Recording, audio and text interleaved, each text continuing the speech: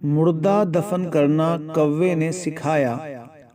جب قابیل نے حابیل کو قتل کر دیا تو چونکہ اس سے پہلے کوئی آدمی مرا ہی نہیں تھا، اس لیے قابیل حیران تھا کہ بھائی کی لاش کو کیا کروں۔ چنانچہ کئی دنوں تک وہ لاش کو اپنی پیٹھ پر لادے پھرا۔ پھر اس نے دیکھا کہ دو کوے آپس میں لڑے اور ایک نے دوسرے کو مار ڈالا۔ پھر زندہ کوے نے اپنی چونچ اور پنجوں سے زمین کو ریت کر ایک گڑھا کھودا اور اس میں مرے ہوئے کوے کو ڈال کر مٹی سے دبا دیا۔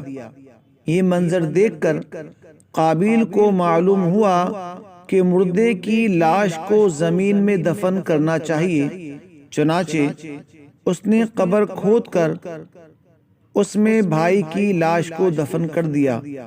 قرآن مجید نے اس واقعے کو سورہ مائدہ میں بیان فرمایا۔ ترجمہ کنز الایمان۔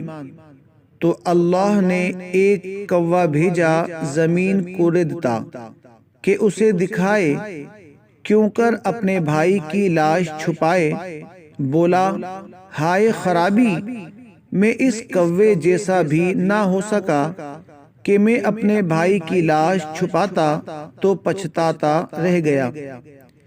اس واقعے سے سبق ملتا ہے کہ آدمی علم سیکھنے میں چھوٹے سے چھوٹے استاد کا، یہاں تک کہ کوے کا بھی محتاج ہے۔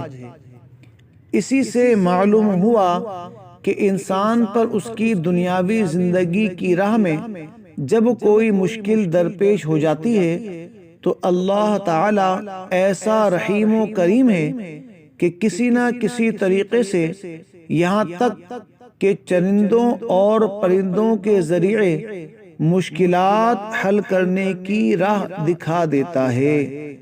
واللہ تعالی اعلم۔